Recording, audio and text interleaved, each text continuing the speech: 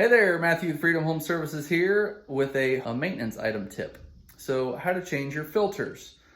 You may be asking, well, Matthew, how often should I change my filters? Well, I would tell you, faithful viewer, that you should change your filter maybe every month, but it really depends on you and it depends on your filter. So I get the filter, take it out of the box, unpack it. I've already kind of done this a little bit, opening these latches here. Yours may have different ones than mine. This is totally fine. We're gonna take out the old filter and replace it with the new filter. We wanna make sure that you are looking at the arrow.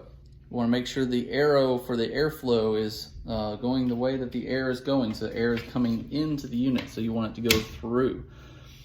And that's pretty much it. So close up shop, lock it back in place, and you're done. So hopefully this was helpful. Definitely recommend changing your filters frequently because this will help you to avoid issues with your HVAC in the long run. Have a great one.